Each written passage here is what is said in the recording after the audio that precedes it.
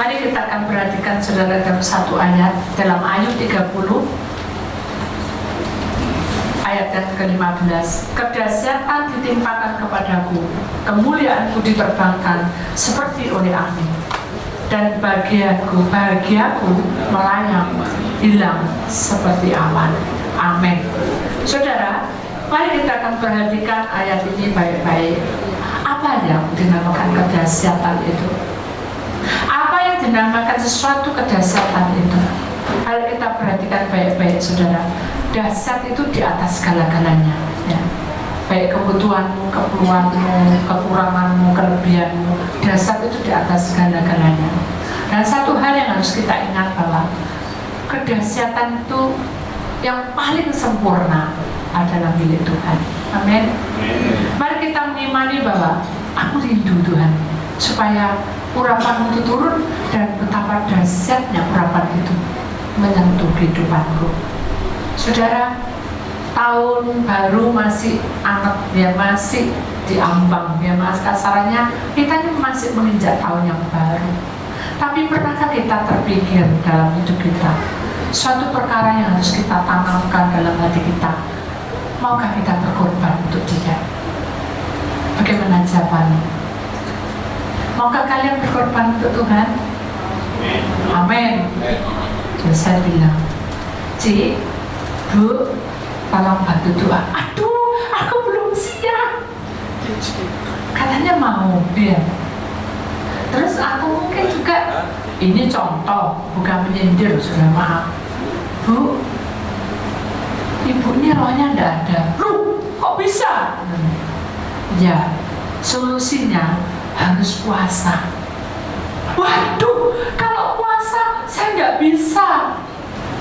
Ya, apa ya? Begitu tanya saya, saudara.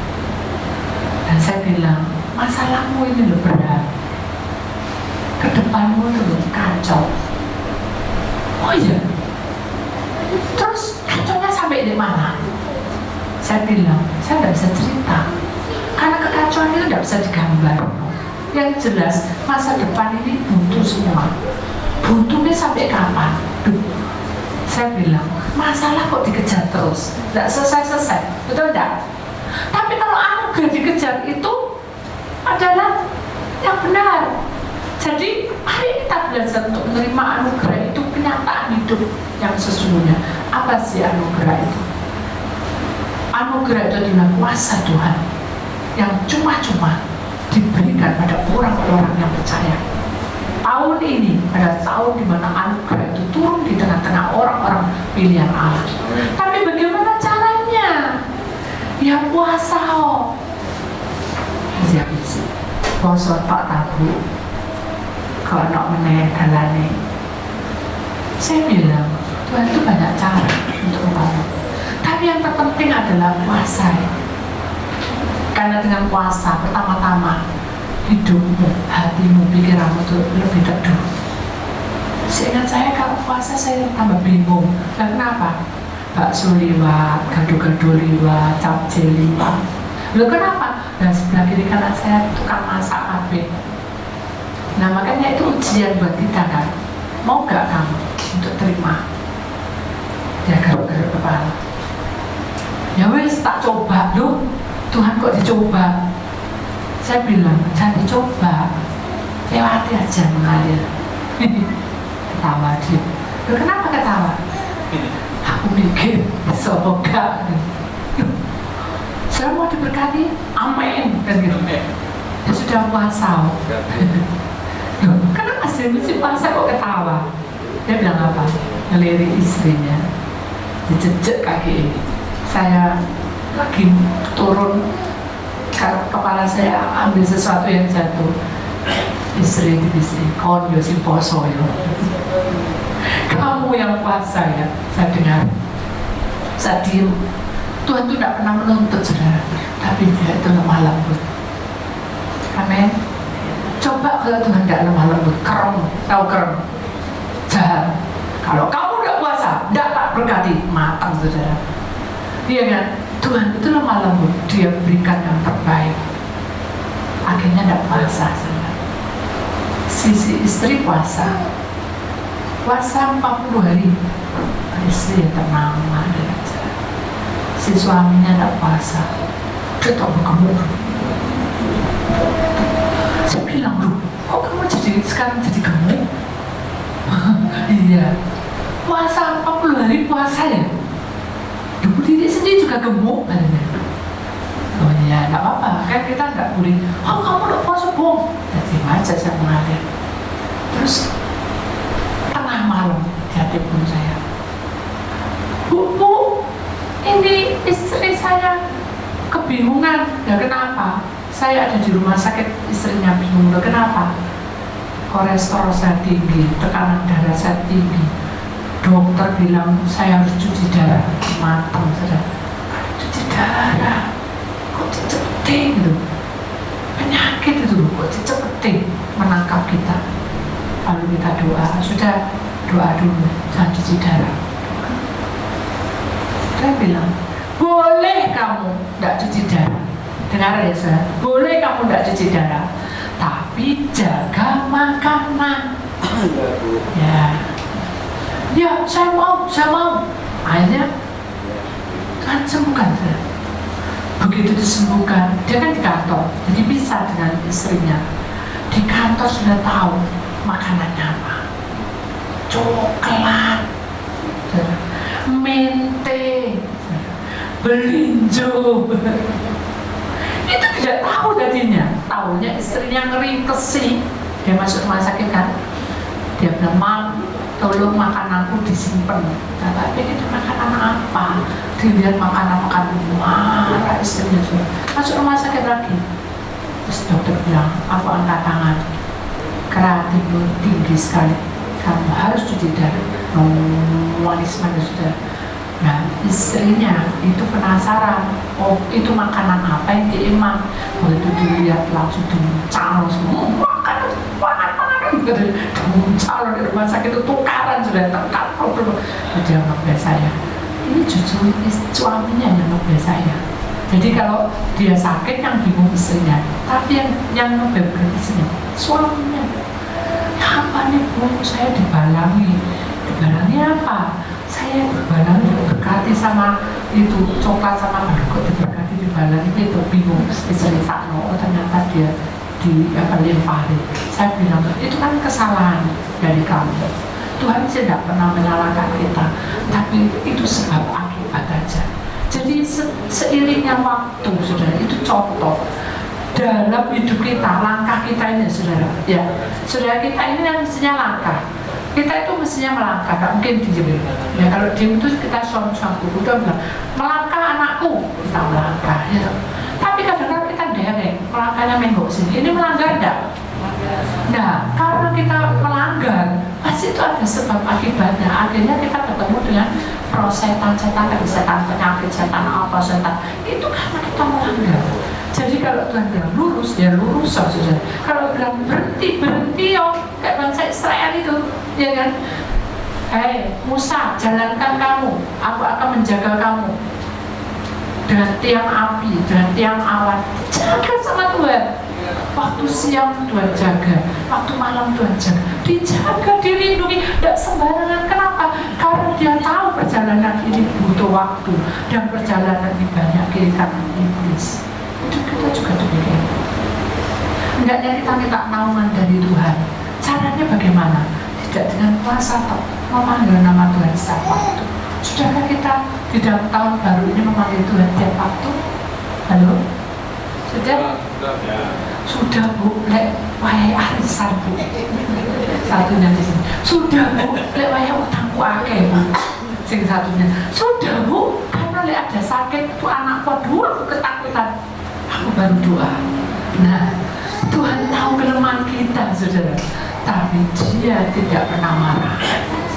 Itu keajaiban kedahsyatan Tuhan. Dia tidak pernah marah. Bahkan Dia dengan setia. Walaupun Dia tubuhnya mungkin kalau kasarnya digambarkan orang tuh tubuhnya lemes karena kita tuh mengecewakan. Kalau kita sebagai papa mama, tiba-tiba anak itu nakal, kecewa enggak? Halo? Kecewa enggak? Pasti kecewa kan? Dan pada saat kecewa Isa semangat hidup. Halo? Contoh aja, nak telepon, nak kamu di mana? Oh aku ada lagi sama main-main sama temen gitu di luar negeri. Nak pulang mau nak, papa tuh pengen nak kamu dan cepet kawin nak. Saya tamat. Ternyata di sana malah terjadi masalah. Susah enggak?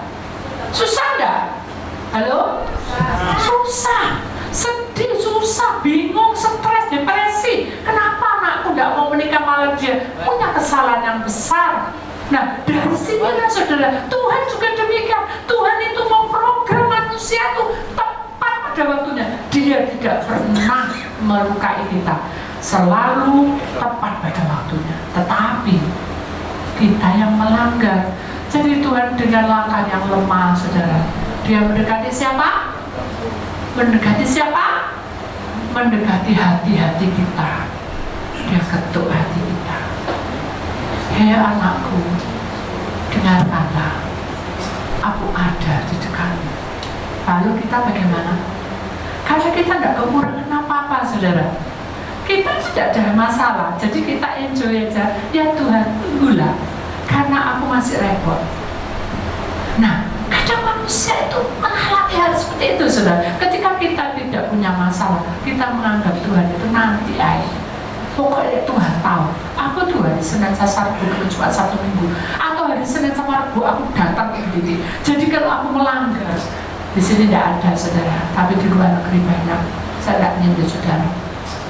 Aku ada datang hari Rabu pelepasan, Rabu datang pelepasan, Kamis Jumat aku ada pelanggaran. Datang hari Senin pelepasan, besok lagi melanggar. Kira-kira Tuhan di atas sana bosen apa tidak sih? Harusnya bosen, tapi dia pengasih. Itulah kedasatan Tuhan. Dia memberikan uluran tangan setiap kali kita datang padanya, setiap kali kita datang padanya. Jadi saudara, sebetulnya Tuhan itu mengasihi kita. Dia ketuk hati kita, dia ketuk hidup kita, supaya kita mendengar suara Tuhan itu seperti apa. Bukan kita dengar, kamu tobat, gitu. Tidak seperti itu. Mari kita koreksi. Di tahun yang baru ini, maukah kita mau menjalani hidup yang lalu? Tahun yang lalu itu buat kita kurang memuaskan. Tahun lalu itu mungkin buat kita itu orang dunia apes hidup kita, karena tidak punya uang, mungkin punya hutang banyak. Tahun yang lalu itu kita apes karena banyak penyakit. Mari kita lewati hari-hari kita. Tahun yang baru ini kita komitmen pada Tuhan. Tak serah hidupku padamu. Aku berserah. Aku percaya Tuhan kita bersama indah atas hidupku. Bisa seperti itu doanya, ibu-ibu? Ibu-ibu? Bisa. Kalau sepi juga iso. Kalau sepi tidak bisa, tapi kalau ramai bisa, tapi sebentar. Tapi kalau semua pipi baru datang berjam-jam. Ibu-ibu tidak begitu ya? Di luar negeri banyak sekali. Biarlah kita menyadari bahwa sebagai seorang ibu, saudara, rela berkorban. Korban apa ibu-ibu? Korban waktu, korban cinta kasih, ya, korban menyayangi. Walaupun suaminya malas berdoa. Tahu malas berdoa? Jangan terus ngelak, dijejek. Suami ini sudah dijejek, di sini tidak ada. Jejek, malas doa. Malah ini gue gak dikei uang banyak. Sekarang hutang kita banyak. Tidak boleh seperti itu. Kalau itu melanggar, mari kita berdoa, Tuhan, tak serah rumah tangga, kepala rumah tangga. Siapa? Suami kita, tak serah semua. Tolong Tuhan, kuatmu. Tapi kalau sekarang yang suaminya baik, tapi istrinya minta uang pak. Akhirnya kita marah-marah terus anjing sama kucingnya. Sebentar ketemu uang, belenger saudara. Akhirnya curhat. Ya kalau suami curhat pada orang yang benar. Kalau orang yang tidak benar, kayak contohnya kayak ogleng itu saudara. Kira-kira ya apa saudara? Rugi tidak saudara? Aduh, sampai ya bu. Cincing. Yang terlambat saudara. Kenapa? Karena ketek ogleng itu sayang kok saudara. Dipeloroti duit. Tapi kalau kita sebagai istri mau minta uang, mana uangnya? Mendeli. Gak boleh. Pak, tidak merayu. Ini loh besok ini. Doa terus sama Tuhan, ajari lidahku itu ngomong seperti Tuhan mau. Kalau Tuhan sudah bicara, waduh sudah, perkataan kita itu terngiang-ngiang waktu suami setir. Istriku yang kucintai. Betul nggak? Iya toh. Ya. Kalau kata-katanya baik, omongannya itu menyemangati hidup suami, apa enggak terngiang-ngiang? Terngiang. Alah bu, itu lah zaman kita pacaran. Sekarang no, katanya. No maksudnya apa? Wes kawan-kawan aku. Ini ada duit, enggak, awas tuh. Kok jadi kayak ancaman gitu? Enggak ada ya di sini. Mari kita belajar, kita harus menurut jalannya Tuhan. Kenapa? Karena Tuhan itu memberikan jalan yang baik di tengah-tengah kita. Kalau kita membaca di dalam Mazmur pasal 1 ayat yang ke-1, berbahagialah orang yang tidak berjalan menurut nasihat orang fasik, yang tidak berdiri di jalan orang berdosa, dan yang tidak duduk dalam kolongan pencemooh. Jadi saudara, akhir zaman ini banyak pencemooh datang. Daripada saudara bergosip yang tidak, daripada saudara ngomong tidak membawa berkat, itu pencemooh.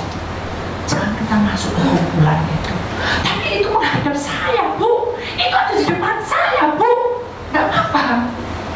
Biarkan dia mencemooh, tapi kita tidak membalas, kita tidak ngomong, tidak podo ngomong. Jadi kalau dia ngomong apa, mencemooh, kita cuma ketawa. Mari kita belajar sedikit, ya. Mau ya bapak-bapak ibu-ibu? Sungguh loh ya. Karena Tuhan berkata, berbahagia orang yang tidak berjalan menurut orang fasik.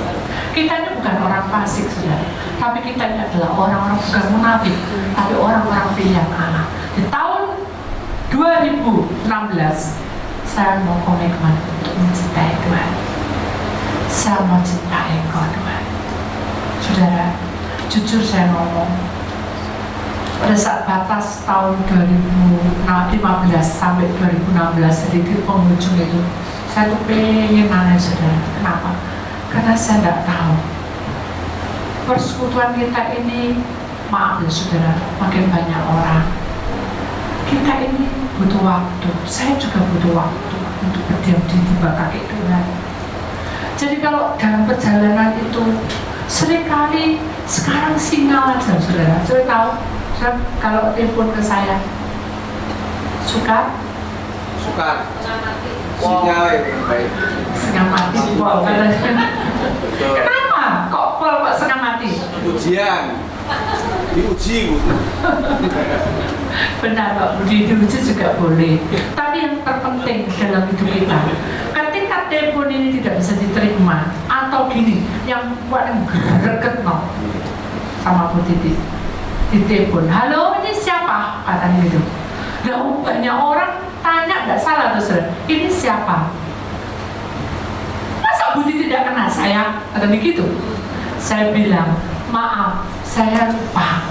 Masa kok lupa? Saya lupa. Katanya gitu. Saya bilang dalam hati, aduh, ini apa? Jadi saya harus menerobos rohnya. Jadi sekarang saya berdoa itu menerobos rohnya. Oh ya orang ini. Saya bilang, ya mari kita berdoa. Tapi kalau saya tidak konsen, saya bilang siapa ini? Sudah jangan tersinggung. Ya, jadi satu perkara yang Tuhan mau, jangan kita menuntut sebagai orang fasik. Orang fasik itu pintar ngedor, tahu ngedor, ngolok, mencemooh, tidak mau ada kemajuan, selalu hidupnya seperti kekanak-kanakan. Mau tahun 2016 menjadi dewasa? Amin. Oh, aku gak paten ya, aku gak telepon sampai begitu, aku dilok ke kekanak-kanakan. Saya gak pernah dilok saudara ke kekanak-kanakan. Tapi ketika saudara menghadapi masalah, saudara, mari kita berdoa lebih dulu sama Tuhan. Ada satu orang, ini saya saksi, orangnya tidak ada. Bu, puji Tuhan, dia bilang gitu. Saya bilang, kenapa? Saya tadi mau telepon ibu, saya berdoa dulu. Kenapa? Saya takut, kenapa? Takut kalau kecewa. Kenapa? Karena kadang-kadang Bu, jujur Bu, ini orang yang pengakuan.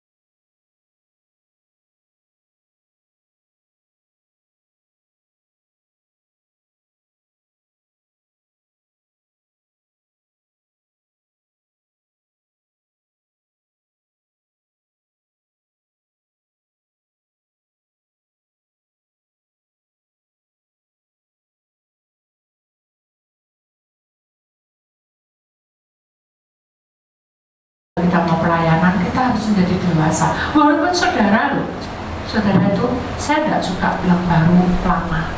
Sama saudara itu sama. Tuhan itu tidak hei kamu baru ya, oh kamu lama ya. Tidak. Ketika sudah menjadi baru maupun lama, saudara harus menyatu. Amin. Disalam saudara. Oh kamu baru ya, tambah masuk saudara. Pencemu, hati-hati. Kamu lihat baru-baru gini masih berarti sama begini. Tapi lihat sudah lama-lama digeletak no. Digeletak no. Kalau saya menggeletakkan saudara, saudara tidak bisa doa dengan saya. Saudara tidak bisa dibilangi begini-begini.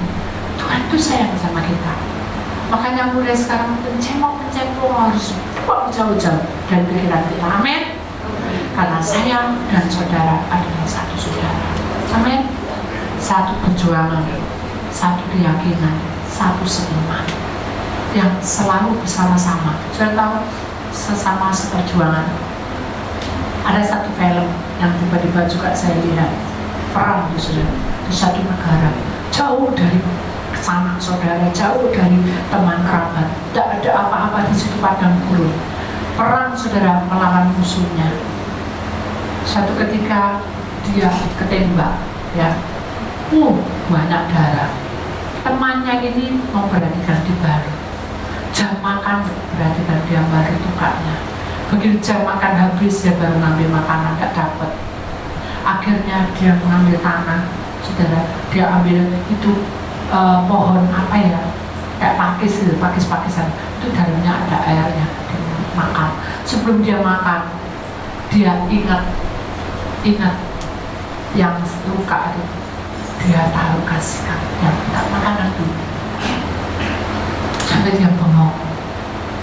Orang ini dulu benci dengan orang ini yang suka nolong karena dia itu sok, tapi merasa begitu dia kasih, dia merasa bahwa ternyata dia menikmati perjuangannya dan dia bilang minta maaf karena saya punya kesalahan sama kamu. Selama ini aku menilai kamu itu tidak baik, aku salah menilai. Nah, dari situlah saudara, dia berkata apa? Aku kok enggak. Dia peluk dan dia berkata, cepatlah sembuh saudaraku, karena kamu adalah perjuangan bersama aku. Betapa bahagianya kalau kita bisa seperti itu. Amin. Jangan kita memilah-milah kawan-kawan aku lama baru, tidak ada. Semuanya sama rata. Biarlah kita belajar sama rata. Kalau pada waktu ini saya mungkin lebih memperhatikan yang baru, saudara yang lama-lama harus kagum. Kenapa? Karena saudara menjadi dewasa. Amin. Demikian juga yang baru, tidak selamanya baru. Jadilah untuk menjadi pengikut yang setia. Amin. Juga bukan karena sesuatu, tapi karena kita mau diubah oleh Tuhan. Saudara mau hidupnya diubah? Kalau bersama Tuhan hidup diubah, pasti ada jaminan. Tapi kalau dengan dunia atau dengan logika kita tidak akan bisa berubah sesuai Tuhan. Kenapa? Karena keakuan kita menonjol, keegoan kita menonjol, kebencian, kedendaman kita menjadi perang di situ. Jangan. Mari hari ini kita buka hati kita. Langkahku ini pastikan Tuhan, supaya aku bisa seia sekarang. Mari Tuhan berkata, di akhir zaman, jika kamu punya air 1 gelas, itu yang saya suka. 1 mangkok, 1 cawan, bagikan ke yang lain. Jika kamu punya roti sekerat, bagikan ke lain. Itu tandanya persaudaraan kita sehati, sepikir, sejiwa. Amin. Amin. Kok bingung saudara? Angel ya sejiwa. Iya Bu Titi, suami istri kawan-kawan aku, apalagi orang lain, karena sudah memakai logika. Tapi kalau sudah memakai kasih Tuhan, berapa kali sudah ditampar, berapa kali sudah disakiti, kita tetap rendah hati melayani. Amin.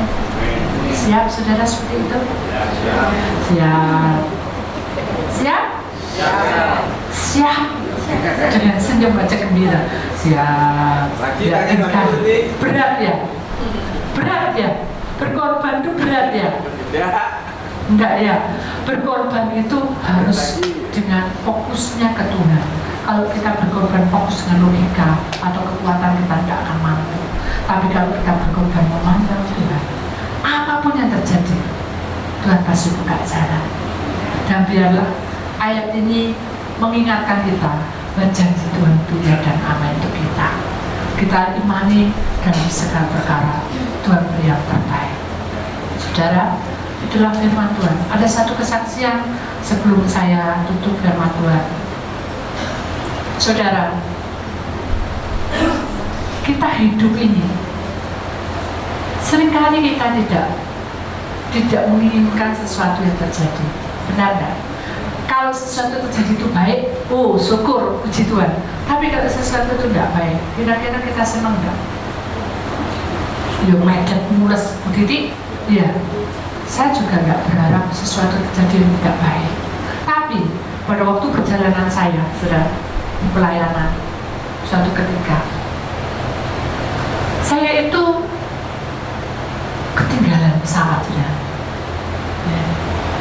Yang menurut saya sudah siapkan semuanya. Tapi kenapa kok ketinggalan? Kalau secara logika, saya itu marah. Kalau secara logika, saya itu jengkel. Kok aku ini kok tidak mau mempersiapkan? Kenapa aku kok sampai terlambat gitu? Itu yang membuat saya luka. Itu yang membuat saya kepikiran, aduh kenapa aku kok terlambat? Akhirnya saya telepon orangnya yang memanggil. Ya apa ini? Aku terlambat, pesawatnya itu setengah jam sudah masuk. Lu kok bisa? Tanya. Makanya, wah. Jadi ambil jet, kasih nasihat, saya dengarkan. Saya tidak tutup loh. Kalau saya dengarkan dan saya pakai logika, kau itu sopo? Aku ini siapa, kamu siapa? Kamu yang manggil aku. Dan aku tidak minta itu pesawat terlambat. Tapi kenyataannya terlambat, karena aku harus ngebel gitu. Tapi kalau secara emosional kita gak paten, aku mau ngomong kita bayar dewek, kasarnya begitu. Kalau kita pakai keakuan. Tapi karena saya belajar seperti ayat ini, saya gak mau jadi orang yang fanatik, munafik, pasif. Saya gak mau kecewa, saya bisa diam, tak ruang 1 jam saja. Buang untuk Solo, 1 jam, bukan setengah jam, 1 jam. Pak Jino, ya. Terus sekarang saya harus bagaimana? Batalin atau terus? Betul enggak? Ya sudah. Sekarang sudah terlambat. Mana? Saya bilang enggak apa-apa. Sekarang maunya ya apa? Dia bilang apa saudara? Urusi sendiri ditutup. Secara logika ini begitu. Saya datang enggak gitu. Kalau mengenai pesawat saya harus bayar, ya memang harus bayar karena saya terlambat. Saya bingung mengambil keputusan. Kadang kita seperti itu kan. Ketika kita mengambil keputusan kita bingung kan, takut melanggar, takut salah. Hanya kita berdoa, saya berdoa. Penumpang jalan terus sampai siang hampir sore. Saya berangkat pagi jam 7. Sampai siang hampir sore.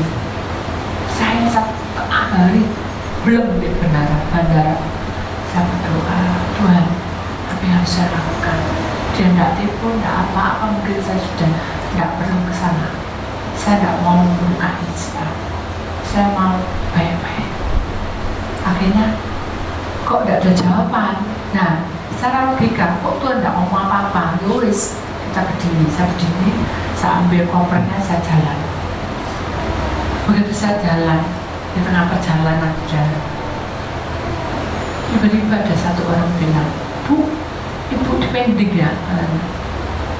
Ibu ini apa tadi pesawatnya yang itu ya? Lainnya apa saya lupa. Saya ya lupa, saya cuma asal ngomong, tak lihat tiketnya ya jalan mas ya. Bu, ayo Bu kita protes. Saya bingung. Kok protes agak sajam gitu dan hati saya kok tadi tidak ada orang yang datang. Ternyata saya itu bingung tuh Bu, yang lainnya ada. Saya melihat, banyak saudara yang terlambat itu, bukan saya tahu. Jadi yang terlambat itu kurang lebih ada 20 orang, 15 orang. Saya kan kebingungan. Apa ini jalannya Tuhan ya? Apa harus protes ya. Saya cuma senyum. Bu, pikiran Bu. Ya saya tak ke belakang dulu. Saya tak mau ngambil keputusan. Itu saya masuk ke toilet, saya titipkan itu koper, saya ada di kaca, tak wasi kayak saya. Tuhan, apa aku harus protes? Saya tuh bingung. Kalau saya tidak ada pimpinan Tuhan, saya tak akan punya sabar. Tuhan lagi melihat, menguji Pak Budi, menguji iman kita. Iblis lagi menguji apakah kita masih mencintai dia, ataukah kita masih melayani dia, atau kita lepaskan pelayanan. Saya bilang, Tuhan jujur, saya mau dan rindu melayani, tapi saya tidak mau melukai siapa-siapa. Memang saya yang salah. Terima kasih. Ingat, doa yang benar, air mata itu ditampung, dikirimkan Allah, dipersembahkan pada Allah. Doa kan ada 3 jawaban, ya, tunggu, dan tidak. Dan saat itu juga langsung ya jawabannya. Begitu saya sudah amin, telepon masuk. Jimmy ada di mana? Saya masih ada di bandara. Loh, kok gitu? Gitu sih. Kok ya apa sih? Tapi ketemu sendiri pesawat. Saya bilang, saya kan menunggu jawaban. Tapi tidak ada ya, saya lewatin. Saya nggak berani. Loh, ayo cepetan. Kamu mau naik pesawat mana? Sembarang naik pesawat apapun, pokoknya hari ini harus sampai ke tempatku. Jadi saya kebingung, wah, lari-lari saudara. Saya mikir hamba Tuhan itu gini ya, harus mengikuti jam berapa Pak? Aduh, tidak ada, penerbangannya tidak ada. Nanti malam, jam 9 malam. Mantap saudara. Kok saya penerbangan cuma 1, saya bilang gitu. Ya, jam 9 malam, karena tadi di pending. Loh ya kan itu berangkat, itu yang kemarin. Waduh, berarti saya kan tidak salah. Kalau sudah mungkin tadi aja, saya ngebel lagi. Maaf ya, nanti jam 9 malam. Sudah, kamu keluar dari situ, kita naik lainnya. Cuma kemana? Pesawat udah ada, semua udah ada. Sudah pergi pokoknya yang mana pun, pokoknya mahal, tidak mahal, pokoknya harus ke sini. Aku butuh kamu. Saya bilang, maaf ya, seharusnya kita butuh Tuhan. Aduh, saya mau Tuhan, biarkanlah kita semua membutuhkan Engkau, bukan membutuhkan saya pribadi berdatang. Kami butuh Engkau, butuh kuasa, butuh pekerjaan, butuh urapan. Kita doa aja. Dia nangis. Tuhan, kenapa kok kayak gini? Kok jadi hambanya jadi datang ke tempatku? Tuhan, tolong Tuhan, aku butuh Tuhan. Aku janji Tuhan, aku tidak mau marah lagi. Dia ngomong gitu Tuhan. Aku tidak ngata-ngatain, ternyata ditutup teleponnya itu dia mesu-mesu Tuhan. Dia tidak jawab. Dia ngomong kasar. Saya kan tidak tahu. Dia ngomong di ampuni Tuhan. Saya sudah ngomong kasar Tuhan, ampuni Tuhan, aku dosa, aku patut dihukum. Gitu cerita tentang dia. Saya nangis karena saya tidak bisa mengecewakan dia. Saya itu tidak mau mengecewakan dia. Jadi beda doanya saya, dia doanya begitu amin. Saya bilang, aku ya tidak apa-apa, saya tidak ada apa-apa. Yang penting sekarang kita harus bagaimana caranya. Kalau Tuhan izinkan hari ini saya terbang, saya bisa. Tiba-tiba sudah ada orang datang, Bu, ini ada tiket, saya tidak jadi pergi Bu, pakai ini. Duh, sudah. Siapa itu? Saya sampai bingung.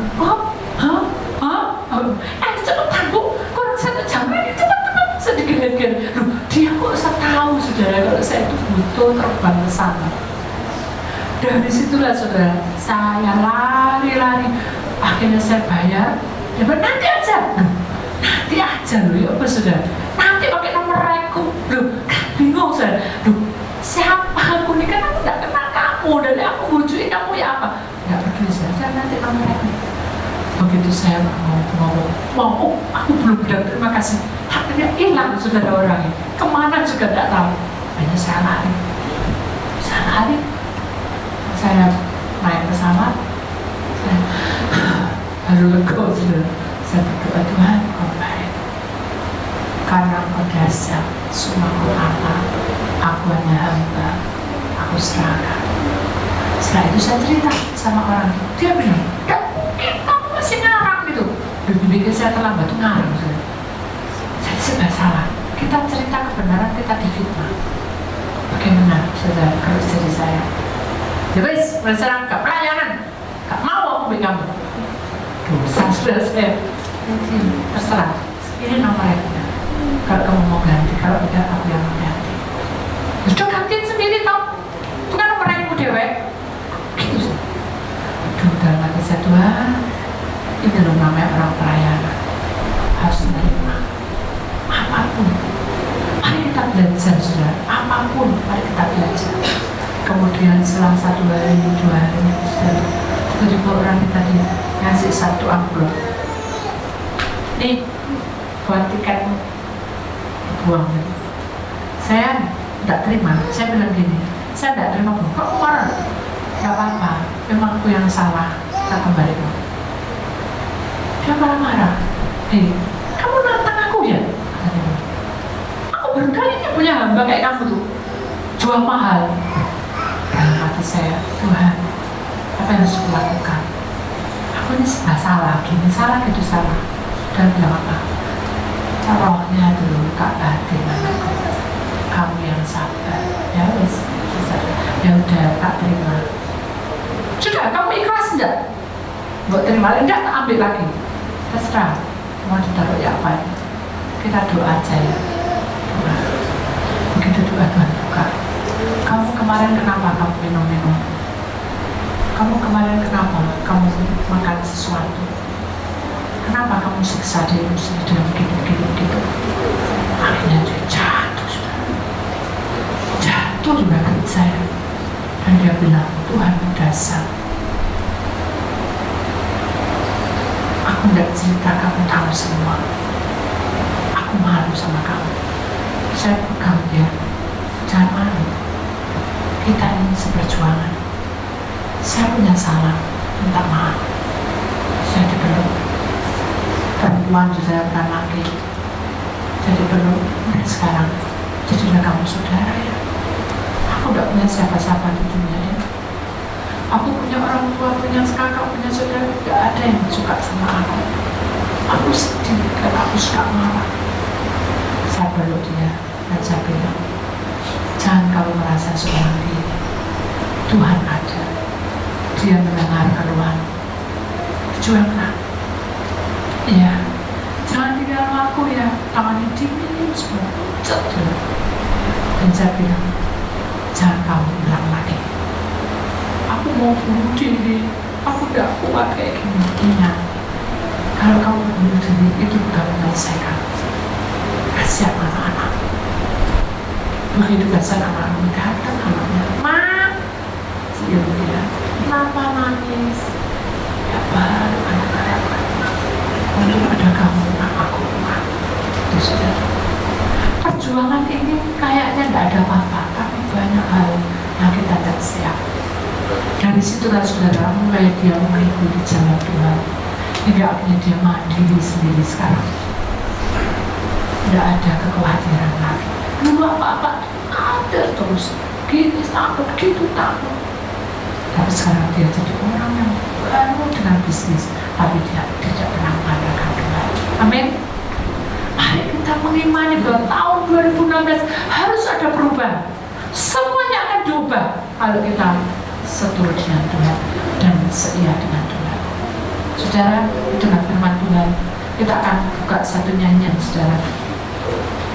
Semua yang kurasakan, engkau juga merasakan. Mari kita imani. Mungkin saudara masih muda, sudah banyak masalah yang terjadi yang belum siap kita jalani. Tapi ingat nyanyian ini dan ingat kisah tadi. Tuhan itu merasakan apa yang ada dalam hidup kita. Dia mengenal pribadi kita. Dia tahu dan dia mengerti. Dia tidak biarkan kita seorang diri sendirian, tapi dia sanggup menolong kita. Tapi tunggu waktunya Tuhan, bukan waktu kita. Amin. Kita lewati saudara. Semua yang kurasakan. Mari saudara kita akan bangkit berdiri. Kita mengimani.